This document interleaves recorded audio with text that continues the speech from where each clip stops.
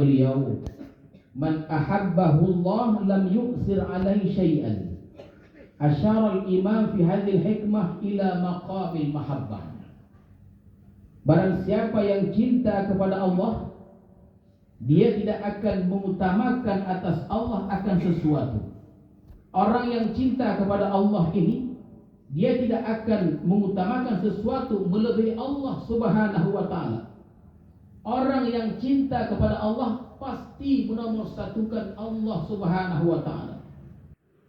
Maka dikatakan, man ahabba Allah lam yuqsir alai syai'an min hawa nafsihi wa ghairiha. Orang yang cinta kepada Allah tidak akan mengutamakan atas Allah sesuatu dari keinginannya, keinginan dirinya dan selainnya. Jadi teman-teman sekalian, kita ingin contohnya tidur semalaman, kita ingin tidur setiap malamnya, padahal Allah ingin kita tahajud. Maka kita utamakan Allah. Macam mana? Tahajudlah kita. Kalau kita utamakan diri kita, artinya belumlah kita cinta kepada Allah Subhanahu wa taala. Begitu pengertiannya. Kalau kita mengutamakan selain Allah, maka kita tidak diberi Allah namanya maqamul mahabbah. Kalau kita tinggalkan apa yang disukai oleh Allah, kita tinggalkan apa yang dicintai Allah Subhanahu wa taala, kita utamakan kesenangan diri kita, istri kita, anak kita dan sebagainya, maka ini jauh dari kedudukan cinta kepada Allah Subhanahu wa taala. Jangan salah paham kalau ada orang mengatakan bahwa ketika dia mencintai Allah, maka dia tinggalkan keluarganya. Dia tidak peduli kepada istrinya, dia tidak peduli kepada anaknya, keluarga. Tidak begitu. Kenapa? Karena cinta kepada istri itu merupakan bagian cinta kepada Allah Subhanahu wa taala. Begitu yang betul.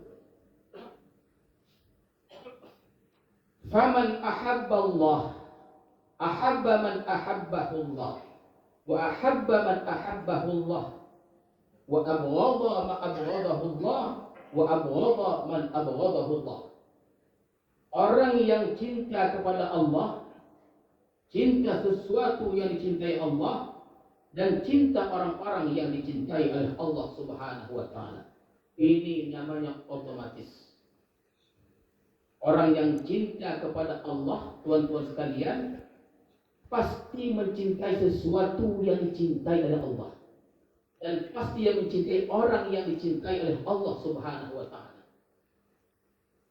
Kemudian dia benci akan sesuatu yang Allah benci kepada sesuatu itu, dan benci kepada orang yang Allah benci kepada orang itu. Allah benci kepada orang zalim, orang yang sombong. Maka demikian juga tuan-tuan sekalian, dia akan benci kepada orang yang dibenci oleh Allah Subhanahu wa taala. Jadi jika disimpulkan dua hikmah ini, ada tiga kedudukan tuan-tuan sekalian. Pertama namanya maqamul baqa. Inilah maqam yang paling tinggi, maqamul baqa yang pertama.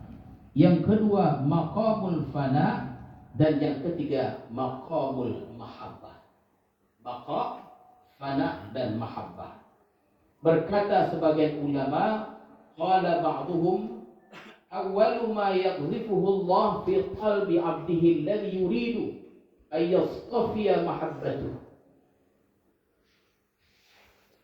Awal pertama yang Allah lontarkan pada hati hambanya, yang mana Allah hendak memilih hambanya itu, maka pertama yang lontarkan oleh Allah itu adalah cinta. Kalau Allah hendak mengangkat seorang hamba itu menjadi wali, jadi pilihannya, pertama yang diberikan Allah pada orang itu adalah mahabbatuh, cinta kepadanya. Itu dia tuan-tuan sekalian. Pertama yang dilontarkan Allah itu adalah mahabbatuh, cinta kepada Allah. Ini adalah modal pertamanya. Sebelum dijadikan Allah orang ini wali, sebelum diberikan Allah orang ini fana dan lainnya, pertama yang beri Allah kepada seorang hamba itu untuk sampai ke tahap itu adalah cinta kepada Allah Subhanahu wa taala. fala yazalu yu'addil fara'idha wa yuksirul nawafila wa yadhkurullaha dzikran katsira wa yukhalliya nafsah wa yuhalliya hatta ahabbahu Allah hubba. Orang yang cinta kepada Allah karena diberi mahabbah tadi, maka orang ini senantiasa menunaikan kefarduan, yu'addil fara'idha, memperbanyak sunnah-sunnah, wa yaksirun nawafila, banyak zikir kepada Allah, wa yadhkurullaha dzikran katsira, dia bersihkan dirinya dari yang tidak disukai oleh Allah Subhanahu wa taala, dia perhias dirinya dari segala yang disukai oleh Allah Subhanahu wa taala, wa yukhalli nafsahu wa yuhalliya hatta ahabbahu Allah hubba. Jadi akhirnya tuan-tuan sekalian, kalau sudah demikian, orang ini mendapatkan cinta dari Allah Subhanahu wa taala. Jadi kalau Allah berikan mahabbah, maka kita akan rajin ibadah, menunaikan ibadah-ibadah fardu, sunnah, membersihkan diri, memperhias diri kita dari hal-hal yang tercela. Modalnya teman-teman sekalian, cinta kepada Allah Subhanahu wa taala. Maka kalau sudah demikian, ahabbahullah hubba, Allah cinta orang ini akan cinta yang khusus. Fa idza ahabbahu afnah, bila Allah cinta pada orang ini teman-teman sekalian, karena hal-hal yang disebutkan tadi, maka Allah berikan kepadanya maqam fana tadi. Wa idza afnah abqa, bila Allah berikan orang ini maqam fana, dia beri selanjutnya maqamul baqa. Itulah prosesnya tuan-tuan sekalian. Proses untuk mendapatkan maqamul baqa itu seperti itu, bukanlah mudah, tidak mudah rupanya. Ada prosesnya panjang, prosesnya itu.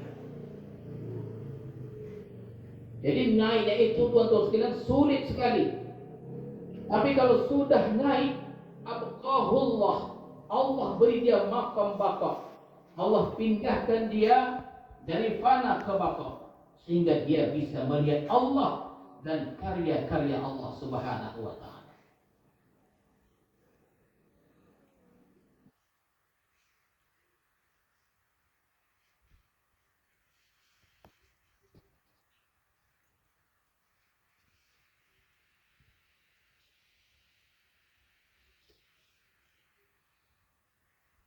Wa idza afnahu abqa fasara 'abdan 'arifan waliyan lillahi ta'ala, maka jadilah orang ini hamba yang arif dengan Allah, wali bagi Allah. Inilah jalannya untuk menuju wali Allah Subhanahu wa taala. Inilah jalannya untuk menuju wilayah, jalannya untuk mencapai kewalian, jalannya untuk merasakan ma'rifat kepada Allah Subhanahu wa taala. Ya, kemarin kita sudah sebutkan ma'rifat, tentang ma'rifat. Itu nikmat yang paling tinggi tuan-tuan sekalian. Kalau kita diberi iman, takwa, itu nikmat. Tapi nikmat yang paling tinggi itu ma'rifatullah. Kenapa? Karena orang yang kenal Allah ini, dia dekat dengan Allah. Lain keadaannya dengan orang-orang lain tuan-tuan sekalian yang dimiliki oleh Nabi Khidir alaihissalam itu, sehingga Nabi Musa belajar kepada.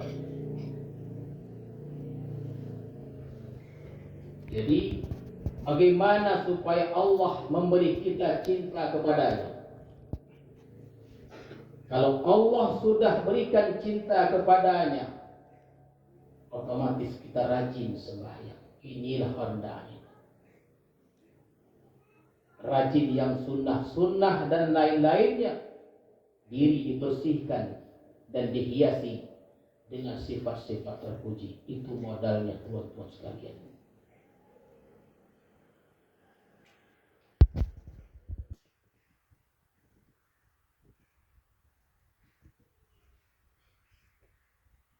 Tuan-tuan sekalian, maqamul baqa ini yang terakhir. Inilah maqam mursyid. Iko cita dulu, bukan cita sekarang. Kalau sekarang tak tolak kita dah. Ini para salikin, orang suluk, orang yang duduk di makom bako ini. Makom bako inilah makomnya mursyid. Iko cita dulu, bukan cita sekarang. Makom orang-orang membimbing manusia yang duduk di makom bako ini. Seseorang tidak akan bisa dia mursyid kalau tidak sampai ke makom bako. Ini pelajaran pada kita. Orang yang di makom awam tentu tidak bisa menjadi pembimbing, karena dia hanya melihat makhluk Allah itu. Tak bisa. Dia hanya melihat makhluk, tidak melihat Allah. Tak mungkin. Yang di makom fana tak bisa juga jadi mursyid. Kenapa? Karena yang tengoknya Allah saja. Tak ada manusia. Allah saja yang dilihatnya. Kalau orang awam yang ditengoknya makhluk saja, orang fana yang ditengoknya adalah Allah saja. Dua-duanya tak bisa jadi mursyid. Nah, begitulah dia. Itu yang salah paham. Ya, yang salah paham.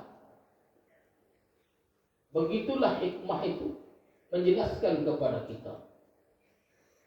Yang bisa menjadi mursyid itu orang yang berada di maqam baqa. Dia melihat Allah, dia juga melihat ciptaan Allah Subhanahu wa taala. Itu baru betul. Oleh karena itu, cipta dulu. Semua mursyid yang dulu-dulu, yang ratusan tahun dulu duduk di maqam itu. Pertanyaannya adalah, apakah metode-metode, cara-cara yang digunakan, yang dipakai oleh orang-orang yang duduk di maqam baqa ini, kita pakai sekarang ini? Payah tuan-tuan sekalian. Jangan pula kita membakok-bakokkan diri, memfana-fanakan diri, mengaku diri sudah bakok, bahkan mengaku diri sudah fana, padahal duduk di maqam awam. Itulah kita harus hati-hati. Terkadang kita menceritakan dulu, memanglah dulu orang berbuat begitu karena dulu orang duduk di maqam baqa itu. Tidak bisa kita mengikuti orang yang duduk di maqam baqa. Kalau tidak bisa, jangan kita paksa. Kita gunakan metode yang sesuai dengan kemampuan kita, tuan-tuan sekalian. Begitu baru dia. Makanya perlahan-lahan pernah disebutkan. Karena kita orang-orang suluk ini, tuan-tuan sekalian, ini kan kita lihat pengajian orang suluk kita semuanya.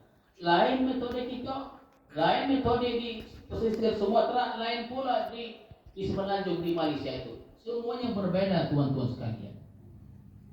Tapi dalam hikmah yang ke-163 disebutkan bahwa orang awam memang tak bisa menjadi mursyid. Karena mursyid ini tugas membimbing manusia. Kenapa tak bisa? Karena yang ditengoknya itu adalah manusia saja. Lalu macam mana sebelum ini? Boleh-boleh saja disesuaikan dengan keadaannya. Kalau kita paksakan mesti bakok juga, macam mana anak mencari naik ke orang di bakok itu? Sampai kiamat payah mencarinya. Mengapa kita tuan-tuan sekalian? Jangankan di makam fana, di makam awam ni, di makam fana pun tidak boleh dia menjadi mursyid. Ini menurut hikmah 163 ini. 162 dan 63. Yang duduk di makam fana pun tak boleh. Kenapa? Yang ditengoknya hanya Allah Subhanahu wa taala. Yang boleh itu adalah duduk di makam baqa. Kenapa? Dia melihat makhluk, pencipta juga dilihatnya, tuan-tuan sekalian.